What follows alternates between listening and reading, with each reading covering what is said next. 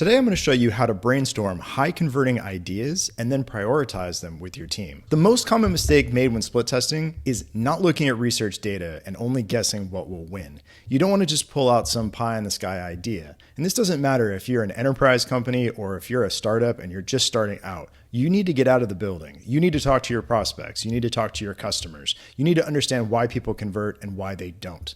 And that's how you're going to find out the ideas that are really going to grow your business. So how do you actually find out all of these? Well, you want to research what's working and just as importantly, what's not working to discover new ideas that'll help you grow your business. So we're going to review several ways to do that. The first way is to survey your website visitors. And you can use something called a Hotjar survey. So you can see here in the bottom right-hand side of my screen, that's what a Hotjar survey looks like. And you can ask questions along the lines of, hey, if you didn't buy today, could you tell us what stopped you? Or could you explain why? You can fire these surveys when visitors are about to leave the page, so like on exit, so that way it doesn't get in their way as they're browsing through your pages. You can also have it fire if somebody's scrolling halfway down the page. So for example, if they're reading an article and you want to ask them, hey, what do you think of this article? Or is there any other content that you'd like us to write about? And that's the power of using surveys like this. Now, there's one thing you'll see here in the screen. This is an example that I found on Colgate. So with the Hotjar survey here, they're asking if you did not make a purchase today, what stopped you? And then they have these pre-filled answers. That's a mistake, in my opinion. I always advise people, go ahead and have an open text field. Let people explain in their own words what their challenges are, what their concerns are. And that will make it that much easier for you to address those concerns going forward. And I'll show you a tip on how to do that in just a few minutes. Another way that you can gather more feedback is to look at heat maps. You can also use the heat maps with Hotjar. And you can see the image here on the screen. This is showing what elements people are clicking on. So you can quickly see what elements people are engaging with and what they're not engaging with. So a couple ideas, you can test making elements that people are clicking on, make them more prominent, make them stand out, because that's the information that people are looking for. Also, you can look at elements that people aren't clicking on, and you can go ahead and remove that content, and that simplifies the page, and it makes it easier for users to focus on what you want them to focus on, as well as what they're looking for in the first place. So it's a great way to streamline your designs and make your pages that much more user-friendly. You also want to survey your customers. And the great way to do this is to send an email out to your subscribers. So these could be people on your newsletter. These could be your customers. These could be people who are subscribing if you run like a SaaS company. So you could have people that are paying you monthly. You could also hit up people that have tried your free trial but ultimately canceled to understand what makes them tick. You can ask them questions like you see here on the screen. Where did they first hear about you? What convinced them to buy? And what almost stopped them from buying? Customers are a great way for you to get feedback because you understand what ultimately convinced them to hand over their money. It's also a great time to send these email surveys out to your prospects because it helps you understand where they heard about you and whether or not they may be compelled to take the next step with you down the road. When you're doing these surveys, the setup is really simple. You can set it up with a Google form or Typeform. Both of them work really well. And then you just fill out, let's say, 10 to 15 questions there. You can send an email out to your list and say, hey, if you go ahead and fill out the survey, you can be entered into a drawing, and then you'll be able to win, let's say, a $100 Amazon gift card. And you only have to give out one of those, but you might get hundreds of responses, and that feedback is amazingly valuable. Don't discount this step. It's incredibly important. Another way that you can gather feedback is to run usability tests. So you can use websites like usertesting.com, or you can just ask a friend or someone in your market, hey, can you take a few minutes and just go through my website and speak your thoughts out loud?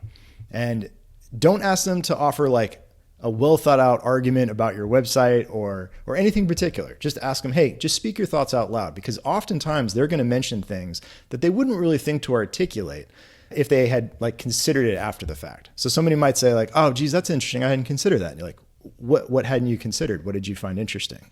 And you can kind of lean into that. And it gives you a great sense of what works and what doesn't on your site. It's really eye-opening to watch people engage with your site and get that first-person understanding of their experience.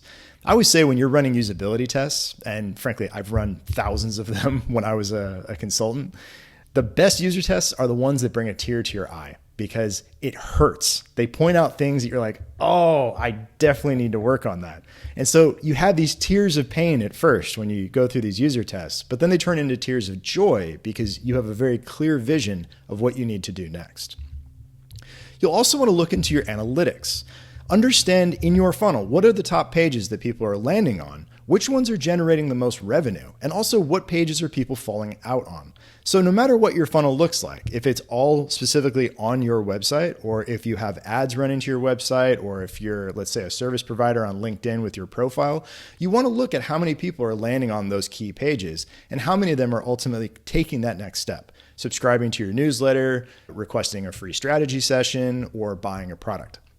And analytics will help you understand, hey, what step in this funnel is leaking and where should I really be focused on? Because you don't want to be focusing on a page that's not driving any revenue or on a page that seems to be working pretty well.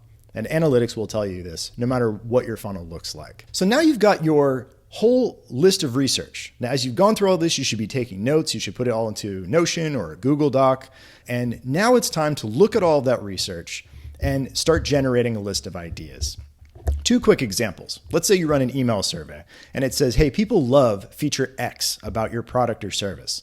So go ahead and test a headline on your landing page or your sales page or your, let's say, your profile on social media that actually highlights that key feature or that key benefit for people. Then another example, let's say people say that they love your testimonials and it convinced them to buy. Test moving them above the fold or put them right near the buy button, which is a nice place to add some reassurance. So as you can see, as this research is coming in, it's going to start generating ideas. This is a lot better than just trying to start with ideas out of the blue or reading like a whole list of recommendations about things to test. Just go ahead and get out of the building, talk to people, understand what's working, understand what elements people are engaging with, and then come up with ideas to address those concerns or to play up your strengths. Now you got a whole list of ideas. So let's say you've put all of these ideas into either like Google Sheets, a spreadsheet of some sort, or Airtable, Notion, take your pick.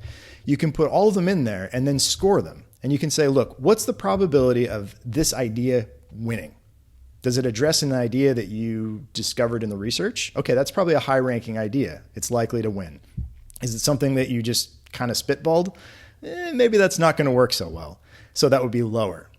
You also want to ask, how easy is it to implement, with 1 being hard and 10 being very easy. So as an example, if you're just going to be rewriting like a headline, that's pretty easy to implement. If you're completely changing your business model, that's going to be pretty hard. That's more like a 1. So you'll want to score on both of these criteria and then multiply them together. And just like that, you're going to have a list that is prioritized based on how easy it is to implement and how likely it is to actually impact and grow your business. So just look at it. It's as simple as this.